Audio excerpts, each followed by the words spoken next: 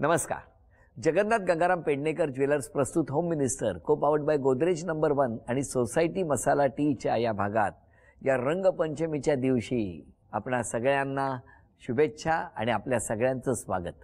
आणि आता रंगपंचमीच्या दिवशी आपण याच कुटुंबाला भेटणार आहोत. पण या कुटुंबाबरोबर आत्ता एका माऊलीची या कुटुंबात वाढ झालेली आहे. गिरिजाच्या डोक्यावरती अक्षता पडल्या. शुभ लग्न सावधान हे शब्द कानावर पडले आणि तो घराचा उंबरठा ओलांडून गृहलक्ष्मीच्या पावलानं ही माऊली खोडबोलींच्या घरात आली. तेव्हा सुनबाई, सासूबाई आणि सासरेबुवा हे नातं कसं आहे हे जाणून घेणार आहोत. सुरुवात करूया आजच्या भागाला. पण त्याआधी नमस्कार. नमस्कार. कसं छान वाटतंय आत्ता, हो की नाही? सासूबाई, सुनबाई, हो. त्यापूर्वी कसं सगळं आत्तापर्यंतचा जो प्रवास आहे याच्याबद्दल गिरिजा तुम्ही आधी बोला. इंडियन मॅजिक आयनी एक कार्यक्रम प्रोड्यूस केला होता एका चॅनलसाठी, जो एक संगीताचा कार्यक्रम होता, ज्यात मला होस्ट करण्यासाठी होस्ट करशील का असा एका व्यक्तीचा फोन आला. म्हणजे राहायला कुठे होते? मी मुंबईत. आणि हा कार्यक्रम मुंबईतच होतो, शूट होत होता. सुरूचा मला फोन आला होता, मी या प्रोडक्शन कडनं बोलतोय आणि असा असा एक कार्यक्रम आहे. आणि आवाजावरनं मला वयाचा किंवा कोण बोलत असेल याचा काहीच अंदाज नव्हता. पण साधारण एक प्रोडक्शन मधनं फोन आला की एक 45-50 वर्षाचा माणूस असतो सगळं सांभाळणारा. तर मला असं वाटलं कोणतरी मोठा माणूस असेल. आणि मी सेटवर गेले पहिल्या दिवशी आणि असा एक खूपच हँडसम मुलगा तिथे उभा होता आणि माझं होतं की हा कोण आहे. आणि मग आमची ओळख झाली. तुमच्यासारखंच झालं. हो अगदी. आणि त्याच्यात ऍक्च्युली ती एक ओळख झालीच. पण त्याच फोन कॉलमध्ये पहिल्या सगळी बोलणी झाल्यानंतर गीता म्हणून तुला एक कॉस्ट्युम डिपार्टमेंटची व्यक्ती फोन करेल असं मला सांगण्यात आलं होतं. तर मी अगं गीता कशी ग गीता असं बोलू लागले हिच्याशी. मला काय माहित गीता इव्हेंच्युअली सासू प्रोडक्शन वाला 45 वर्षाचा असतो. हा. आणि कॉस्ट्युम ही साधारण 18, 19, 20, 22 वर्षाची असते. हा. मग तर मग हिच्याशी मी बोलू लागले फोनवर. बरं हिला भेटल्यानंतर पण मला हिला आहो बिहो काय म्हणावं असं वाटलं. कशी बघा ना ती. त्यामुळे आम्ही अशा काय ग हे गीता असं बोलायचो. त्या दरम्यान हळूहळू तो कार्यक्रम जसा. पण त्यावेळेला तो कार्यक्रम जो होता तो डिरेक्ट कोण करत होता? तो डिरेक्ट आधी माझ्या मते हा करत राहुल रानडे करत होता. तो म्युझिक डिरेक्ट करत होता. आणि या सगळ्या डिरेक्ट करत होतो कार्यक्रम. हा कार्यक्रम. हा. मग या सगळ्या फ्रेम नेहमी नसायचा सेटवरती. नाही. मग पहिल्यांदा तुम्ही सेटवर गेले तेव्हा हे नव्हते? नाही, हे नव्हते पहिल्या दिवशी. मी त्यांना तुम्हाला माहिती कधी भेटले? झी गौरवला. अच्छा अच्छा. ओके. पहिल्यांदा. हा हा हा. जेव्हा वगैरे मागे. जेव्हा माझं आणि सुरतचं बेसिक आमच्या ठरलं होतं, त्यामुळे ह्यांना भेटायची खूप टेन्शन आलं होतं मला. बरं ह्यांना कोणाला ओळखत नाही असं नव्हतं ना. बाबांमुळे मी तसं रंगा गोडबोले कोण आणि हे सगळे ओळखत होते. मी हिरा पाहिलं नव्हतं फक्त कधीच. त्यामुळे ज्या मुलावर आपण लाईन मारतोय किंवा जो आपल्यावरही थोडी थोडी लाईन मारतोय त्याची ही आई हे मला खूप नंतर कळलं. तोपर्यंत माझं तलगे गीता करून झालं होतं. त्यामुळे नंतर हिला काय म्हणावं पण हे खूप प्रश्न पडला होता मला. हे सगळं सुरू असताना तुम्ही त्या शूटिंगसाठी पोहोचला. तो हँडसम मुलगा समोर होता.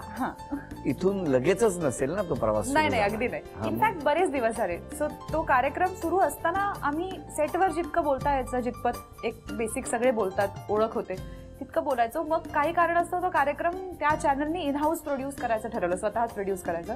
सो मी त्यातून बाजूला झालो ॲज अ प्रोडक्शन. त्याची शेवटची मीटिंग संपवून सगळं उरकून सगळं रॅपअप करून सुरू पुण्याला येत होता. बेलापूरला मीटिंग होती आणि तिथून तो पुण्याला येत होता आणि मी अनायचं तेव्हा पुण्यात होते. आणि तेव्हा आम्ही पहिल्यांदा इन्फॉर्मली भेटलो. कुठे? पुण्यातल्या एका रेस्टॉरंटमध्ये. बरं. तोपर्यंत त्या कार्यक्रमात दर्शना जोग कीबोर्ड वाजवते. तिच्या शेजारी खुर्ची असायची माझी. म्हणजे लोक गायला मध्ये कॉन्टेस्टंट्स गायला आले की मी तिथे जाऊन बसायचे. तर ती सारखी मला असं म्हणायची की तू त्याचा विचार करत होता, तो किती छान आहे आणि तुम्ही दोघं एकत्र किती छान दिसता. असं तिने खूप मला सुचवलं होतं. आणि अजूनही काही मित्रमैत्रिणींनी त्यालाही मलाही, कारण आमची एकदा ओळख व्हायला लागली आणि बोलू लागलो त्यावर लक्षात आलं की खूप सर्कल्स सारखी आहेत. खूप दोघंही कॉमन लोकांना खूप ओळखतो. तर ह्या सगळ्या कॉमन लोकांचं असं म्हणलं होतं की हा पण सिंगल आहे, ती पण सिंगल आहे, मग तुम्ही का नाही विचार करत एकमेकांचा, असं खूप लोकांनी डोक्यात भरवलं होतं. पण हे सगळं डोक्यात भरवणं सुरू आहे हे तुम्हाला माहिती नव्हतं? त्यांचा वेगळा अँगल आहे ना. काय तर सेटवर आम्ही खूप बोलायचो ना, मी आणि सुरू. मग अर्थातच बाहेर खूप चर्चा असायची, रिपोर्टिंग व्हायचं. हा, मला सांगण्यात यायचं की हा तुझं कसं बोलतोय, तो आज येतो आलाच नाही बाहेर वगैरे व्हॅनिटीमध्ये. आणि अरे कमाल यार, ही जो प्रोड्युसर तो सांगत असेल ना समजावून how is the show and he has to somebody has to talk to her वगैरे. असं तिने कव्हर अप हां मी कव्हरअप केलं आणि मग मी एकदा व्हॅनिटीमध्येच आले आणि ती म्हणजे हाय आम्ही Geeta Godbole how are you connected to the producer I मला असं वाटतं सडनली अरे देवा आता मी त्याची आई आहे तोपर्यंत माझं असं ए गीता यार काय आहे ब्लाऊज पण अंदाज आला होता. नाही इतर लोक बोलत होते पण आय वॉज ट्राईंग टू आपली जशी विचार करायची हे नसली if we are not thinking on the same lines आपल्याला नाही काही खटकत त्यामुळे इतरांना तुमच्या मनात कळत असेल. तुम्हाला असं काही मला वाटलं ऑनेस्टली तेव्हा काही नव्हतं तेव्हा आम्ही काही गप्पा मारत गप्पा होतो. मारत कारण आमची तुम्हाला ओळख हे झाली. काही चाललंय तो निष्पा- नाही ते मी येते ना त्यांच्याकडे येते मी थांबा तर आमचं सो त्या पहिल्या इन्फॉर्मल मीटिंग मध्येच आमचं ठरलं की आता आपण हे कन्सिडर करायचं. सो सुरुवाती मला पहिल्याच दिवशी असं सांगितलं की बघ काही टाइमपास करायचा आणि बघायचं कुठे जातं वगैरे असलं काय नको लग्न करायचं तर हो म्हण. मी म्हटलं हो आणि आमचं असं ठरलं त्याच दिवशी. आणि आता घरी सांगायचं आणि आता लोकांना सांगायचं असं हिच्याशी संभाव एक कनेक्शन ऑलरेडी झालेलं होतं कारण मी हिच्याशी बोलायचे आणि आता मी तुला काय म्हणू गीता म्हणू की मम्मी म्हणू का आहो म्हणू तर आमचं असं एक ते बोलणं झालं. पण त्यांच्याशी तो बोलला नव्हता अजूनही. बरं त्यांच्याशी तो बोलला नसल्यामुळे ते अक्नॉलेजही करत नव्हते. त्यामुळे मी जनरली कुठे एकत्र असले की ते माझ्याकडे बघायचेच नाहीत. हे हो ते मला एक्नॉलेजच करायचे नाही. का असं करायचं काय माहिती आता विचारूया ना. विचारते. एकदा मी घरी भेटायला आले होते हे पूर्ण मी मोबाईल मध्ये गेम खेळत बसले होते. एक मिनिट आता सांगा काय झालं तेव्हा तुम्ही असे का वागलात. नाही असं काही नाही मी नॉर्मली फार असंच आहे. तसंच असतो म्हणजे मी आता काय नाही फार मी आपण कोणाला जाऊन तू हे बाबा असं का तसं का सगळ्यांना आपापल्या जागी चांगलं नाही काम पण करतात. त्यांच्या आत्ताच्या मनातल्या भावना आहेत की त्यावेळेला तुम्ही मला कल्पनाच नव्हती काही हे. याच्यावर तुमच्या दोघींचा विश्वास नाहीये. नाही मी वाट कसली बघत होतो की माझ्याशी कोणीतरी बोला मला सांगा काय आहे ते. एक सासरा म्हणून हो मग. किंवा अरे मुलाचा जोपर्यंत तुम्ही काहीच सांगत नाही तोपर्यंत मी मुद्दामून तुम्हाला कशाला काय रे बाबा तुझं काय आहे कसं आहे वर कशाला विचारू. सुरुतही काही बोलत नव्हता नाही सुरू काही नाही बोलला मग तरी सांगितलं बोला. लगेच हो ना. हां मग लग्न करणार त्यावेळी लगेच चला लगेच रवी संपली सगळे conference. सोनं लग्न पटकन करायचं. संपलं संपली कॉन्फरन्स यांची. पण तेव्हा तुमच्या घरी जरा तरी कल्पना होती. आम्ही गोव्याला गेलो दोघं जण आणि खूप मोठ्या ग्रुप बरोबर गेलो असं सगळ्यांना सांगितलं होतं. पण मग ही म्हणायची की बाकीच्यांचे फोटो का दिसत नाही. तिकडे फोटो अपलोड करायचे फक्त हे दोघंच तो ग्रुप कुठे आहे तर नेमका फोटो काढायच्या वेळेला ग्रुप मधले कोणी नसायचे. त्या ट्रिप मध्ये मी त्याला बाबांशी पहिल्यांदा त्याची ओळख करून दिली. अच्छा गोव्याला. गोव्याहून परत येताना ते येताना. तेव्हा वाईट शूट करत मग होते. काय रिॲक्शन होती. काय नाही त्याला जरा एक चालायला जाऊया म्हणून ते पण एक छोटी फेरी मारून आले तेव्हा. तुमच्याकडे असं विषय काढला की चालायला का नेतात हे काय आहे सांगा ना मला काय म्हणजे. काय माहित. कारण तुम्हालाही चालायला नेलं हो आणि तुमच्या मुलाला त्यांच्या सासऱ्यांनी स्वतः चालायला नेलं. नाही आमच्या घरातलं नाहीये ही बाहेरची लोक असं करतात आमच्या घरात भावी सासऱ्याला जाऊन भेटणं अशी परंपरा अशी परंपरा आहे. अच्छा आणि त्यांच्याकडे हे चालायला हा नेतात. ते चालायला देतात. मग त्यांचं काहीतरी बोलणं झालं बहुतेक मला माहित नाही पण झालं मला लग्न त्यामुळे मग अर्थात ते लगेच बरं किती झालं दिवसात असेल. नंतर साधारणतः अफेअर किती. दीड वर्षांनी लग्न झालं. आता या घराबद्दल काय सांग. काय सांगू मी मला असं काहीच वेगळं वाटत नाही कारण सासूबाई असं जर म्हटलं तर सासूबाईंबद्दल काय सांगता.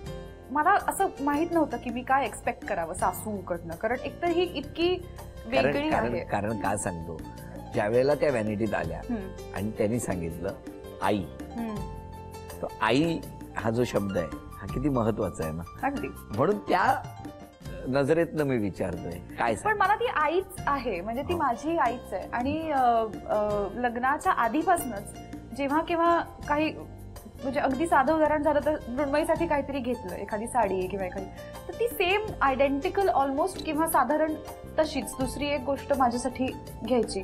मृण्मयी माझी नणंद मुलगी. माझी सुरुचची धाकटी बहीण. मग आता मृण्मयी काय करते. म्हणून मी ऍक्टिंग करते. मी आता जो तिचा मध्यंतरी चिवची चौका सिनेमा आला होता हो तर ती मृण्मयी गोडबोले ती पण तिला हे माहिती होतं सगळं. हो तिला माहित होतं. तिला मी आधी भेटले होते कारण एका वयाचं ना आम्ही त्यामुळे जरा. बरं यांच्याबद्दल काय सांगा. मला खूप त्यांच्याशी गप्पा मारायला खूप आवडतं कारण मला असा एकही असा विषय नाहीये ज्याबद्दल त्यांना माहीत नाहीये किंवा त्याबद्दल काहीतरी ते कॉन्ट्रीब्यूट करू शकत नाहीत असं आहे. तुम्ही म्हणालात मगाशी जसं हर मर्ज की दवा ते खरंच तसे आहेत. म्हणजे साहित्य पॉलिटिक्स करंट अफेअर्स पासनं आर्ट मधलं कुठलंही म्हणजे व्हिज्युअल आर्ट म्हणा, परफॉर्मिंग आर्ट म्हणा, काही म्हणा, आणि engineering background, so extremely scientific also. So फार इंटरेस्टिंग असतं त्यांच्याशी गप्पा मारणं. आणि आता संधी जास्त मिळते मला त्यांच्याशी गप्पा मारण्याची, कारण आम्ही मुंबईत असतो, त्यामुळे आमचा एक असा वेगळा बॉन्ड तयार झाला असं मला तरी वाटतं. पण मग मला सांगा, नक्षत्राचे देणे किंवा वेगवेगळे पुरस्कार सोहळे आपण केलेले आहेत, तर ही सुरुवात कशी झाली? नक्षत्रांनी देण्याची सुरुवात फार गमतीशीर आहे ॲक्च्युली. पिंपळपान नावाची सिरियल होती अल्फा मराठीवरती तेव्हाच्या. तेव्हा एक दुष्टचक्र नावाची कादंबरी एपिसोडिक करत होतो. आणि तेव्हा काय झालं की पिंपळपानवर सगळ्या नव्या कन्सेप्ट्स होत्या. तर मी एक कल्पना मांडली. तेव्हा जे तेव्हाचे अधिकारी होते त्यांच्यासमोर मी एक कल्पना अशी मांडली की आपण एक काम करूया, ही सिरियल लॉन्च करताना, पिंपळपानचा हा भाग दुष्टचक्राचा लॉन्च करताना आपण चिंद्रियम खानोलकर ज्यांची कादंबरी आहे त्यांच्यावरती एक कार्यक्रम करूया. खानोलकर हा माणूस असा आहे की त्यांनी नाटक पण लिहिलं आहे, त्यांनी उत्तम कविता पण लिहिल्या आहेत, कवितांची गाणी पण झाली आहेत. मग एक कार्यक्रम बसवला नक्षत्रांनी. त्यात सगळी चिंद्रियम खानोलकरांच्या कविता, त्यांची गाणी, त्यांच्या नाटकातले उतारे, असा एक कार्यक्रम आम्ही त्यानिमित्ताने केला ॲक्च्युली. आणि खानोलकरांचं नक्षत्रांचे देणे असल्यामुळे त्याला नाव दिलं नक्षत्रांचे देणे चिंद्रियम खानोलकर. तर त्या कार्यक्रमाला इतका भरभरून प्रतिसाद मिळाला. आणि मग आम्ही हळूहळू सगळेच मोठे कवी, म्हणजे मग त्याच्यानंतर ग्रेसचा केला. सुरुवातीला जरा दुर्बोध कवी होते, परंतु नंतर आम्ही सोप्या सोप्या कवींकडे पण गेलो. मग अगदी संगीतकार. किती झाली आतापर्यंत 30 झाले. म्हणजे तेव्हा मी 27 केले, 27 नक्षत्र असतात म्हणून. पण नंतर एकदा भीमसेन जोशींचा केला. अगदी रिसेंटली स्नेहल भाटकरांचा आम्ही केला. त्या कार्यक्रमामुळे मला असं वाटतं की एक कविता जी थोडीशी अंधारात असं म्हणणार नाही मी, पण एका लिमिटेड वर्गाकडेच फक्त कविता वाचण्यापर्यंत ते सगळ्यांपर्यंत पोहोचलं. मालिकेचं शीर्षक गीत मग तिकडनं सुरुवात झाला. म्हणजे नक्षत्र देण्याचं शीर्षक गीत नव्हतं. नाही त्याचं नाही, पण पहिलं मालिकेचं किंवा पहिलं मी सारेगमप सारेगमप पहिली मालिका जी झाली, सारेगमपचं मी लिहिलं. मग मी बरीच म्हणजे झीची एकापेक्षा एक, तेव्हा अजय अतुल आणि आम्ही ते खूप गाणी करायचो झीची. त्या एका झी गौरवला आम्ही ही सगळी गाणी केली होती. तर ते गौरव गीत जे आहे ना, बीजचे अंकुर होते, ते पण त्या 2006च्या मला वाटतं झी गौरवला आम्ही केलं होतं. ते काहीही लिहू शकतात. हो. कारण आम्ही एकदा, मी आणि सुरुत एकदा रेडिओवरती काहीतरी ऐकत असेच चाललो होतो, आणि एक रेशन कार्डावर नाव माझं घालाल का, औंदाला टामटूम वाजवाल का, असं एक गाणं त्याच्यात. आणि मी आणि सुरुत असं म्हणलं की काय लिहितात आजकाल, कोणी उठून येतात, ते लिरिसिस्ट होतात. आणि नंतर काय शब्द होते, तुमच्या रेशन कार्डावर नाव माझं लावल का, असं गाणं येते. सासू 10 नंबरी काय तो सिनेमा आहे ना, त्यातलं गाणं आहे. त्यांना तसं गाणं पाहिजे होतं म्हणून तसं गाणं लिहिलं. पण असं आता मी चुकूनही म्हणत नाही की कोणी त्यांनी लिहिलं. तुमच्या प्रवासात तुम्ही ऐकलं. हा, आणि त्यावर खूप कमेंट्स केल्या की काय काही लिहितात, काही शब्द आजकाल कोणी स्वतःला लिरिसिस्ट समजतात, असं खूप बोलून झालं आमचं. नंतर कळलं ते यांनीच लिहिलं. मग खूप जीवाचं नाही. पण ही एक गंमत असते, म्हणजे जसं पाहिजे तसं. हा नाही, मागाल ते पुरव असं आहे ते, माते पू. पण ते असे आता तुम्ही म्हणालात ना, हा विषय साधारण हे मीटर ते 5 मिनिटात गाणं लिहितं. हो, पण ते आहेच. आणि सगळी हिट आहे सगळी.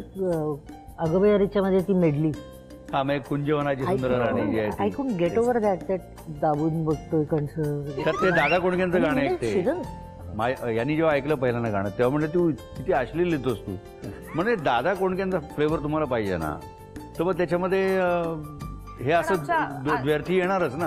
आजी सासूबाईंचा विश्वास नव्हता बसला. आईचा घो असं एक गाणं लिहिलंय यांनी. हा, जबरदस्त मध्ये गाणी आहेत त्याच्यामध्ये. त्यावर आईचा घो, तेव्हा त्या म्हणाल्या होत्या की माझा लेख असा लिहूच शकत नाही, असे ते खूप चिडले होते.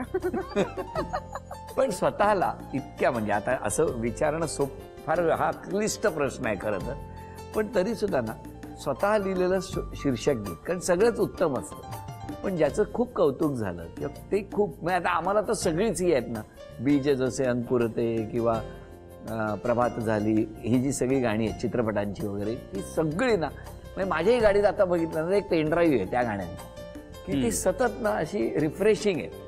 तसं स्वतःला असं काय, कुठली इतक्या वर्षातली क्रिएटिव्हिटी आहे जी खूप आवडली? नाही, तसं काही विशेष असा चॉईस बायकोला आवडली आहे. नाही, गाणी तर मी सतत लिहित असतो कुठली ना कुठली. कधी कधी फार इंटरेस्टिंग होतात गोष्टी. म्हणजे तुझ्या तर जीवरंगालाचं गाणं मी लिहिलंय ते, तर ते बँडवरती वाजतं. ते ते ऐकताना गंमत वाटते की अरे एक आपण लिहिलेलं गाणं बँडवरती वाजतंय. किंवा मी एक अस्तित्व नावाचा महेश मांजरेकरचा सिनेमा होता जुना हिंदी, हो तर मी रेडिओवरती एकदा चुकून असं कानावरती यायचं ना, पूर्वी आपण रेडिओ ऐकायचो तेव्हा, आप सुनिये शंकर महादेवन ने गाया हुआ गीत जिसे लिखा है श्रीरंग गोडबोले ने. ते असं आपल्या एकदम रेडिओवरती ऐकल्यानंतर असं वाटतं की अरे क्या बात आहे. कारण लहानपणापासून आपण ऐकलेलं ना, त्याच्यावर आपण मोठ्या लोकांची नावं ऐकलेली आहेत. हो हो कोणतरी मजरू सुलतानपुरी वगैरे अशी, तर आपलंच नाव एक दिवस रेडिओवरती ऐकायला मजा वाटते. तर हे सगळे त्याचे मला वाटतं काही काही गाणी माझी खूप पॉप्युलर आहेत, आणखीन ती खूप लोकांना खूप आवडतात. म्हणजे जसं मला सांगा सुखमय नक्की काय असतं, हे गाणं साधारणपणे कुठेही सगळ्यांनाच कधी कोणी गातं वाजवतं असतं कुठेही. ते जरा म्हणा ना. मी म्हणू, हा जरासं तिघांनी म्हणू. मला सांगा सुख म्हणजे नक्की काय असतं, मला सांगा सुख म्हणजे नक्की काय असतं, काय पुण्य असलं की ते घर बसल्या मिळतं. तारातात बघा, म्हणजे आता हे असंच सुख म्हणजे नक्की काय असतं, तर हेच सुख असतं. आपल्याबद्दल लोक बरं बोलतायत, वाईट गोष्टी सांगत नाहीयेत. सतत तालीम रिहर्सल यामध्ये तुम्ही सध्या व्यस्त आहात, तर जरा त्याबद्दल सांगा ना. आता झी मराठी प्रस्तुत एक नाटक मी लिहिलंय आणि दिग्दर्शित केलंय, इडियट्स नावाचं. निर्मिती आमच्या इंडियन मॅजिक या संस्थेची आहे आणि त्याच्यामध्ये सागर कारंडे आणि स्मिता तांबे या दोघांना घेऊन एक अतिशय वेगळं म्युझिकल आत्ता आपण केलंय. आणि राहुल राणाने म्युझिक केलं त्याचं. आता नवीनच प्रयोग त्याचे जस्ट चालू झालेत आणि छान त्याला रिस्पॉन्स खूप चांगला आहे. याचं कारण सागर कारंडे हा मनुष्य किती हरहुन्नरी आहे, किती अष्टपैलू अभिनेता आहे, हे त्या नाटकातनं सगळ्या प्रेक्षकांना जाणे. स्मिता पण आत्तापर्यंत अनेक लोकांना ती नाटकात काम करते हेच माहिती नव्हतं. तर या निमित्ताने सागर आणि स्मिता दोघंजण तुफान बॅटिंग करतात आणि मागे झीचा एक सपोर्ट आहे त्याला. त्यामुळे या नाटकाचे प्रयोग दिवसेंदिवस आता अगदी नुकतीच सुरुवात आहे, पण रसिकांचा भरभरून प्रतिसाद त्याला आता मिळतोय. या गप्पा सुरू आहेत, पण आत्ता या ठिकाणी पैठणी कोण जिंकणार ते आपण बघणार आहोत. आणि त्यासाठी एक सोपा खेळ आहे, मनोरा रचायचा आहे.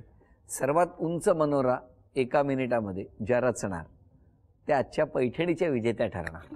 तुमची वेळ सुरू होते आत्ता.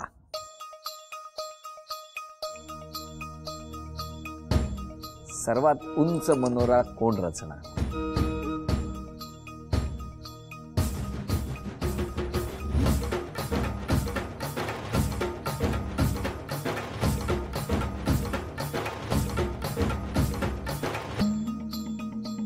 इथे 5वा टप्पा सुरू झालेला आहे, तिथे 4 टप्पे पूर्ण झालेत. सगळं पडेल खाली.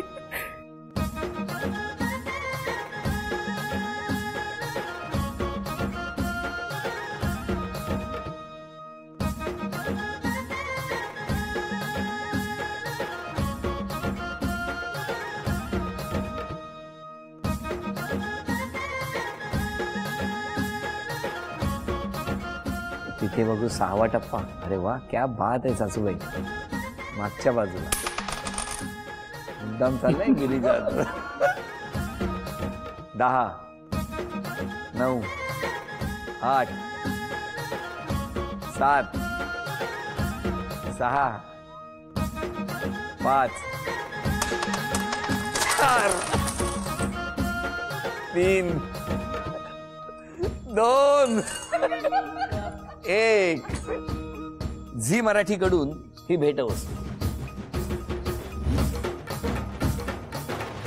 सुनबाईंना मिळते आहे तथास्तु पुणे यांच्याकडून पैठणी.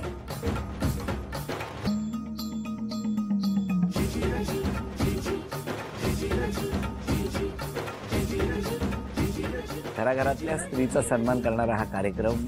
आणि आता आपलाही सन्मान या माऊलीला मिळते आहे तथास्तु पुणे यांच्याकडून ही पैठणी.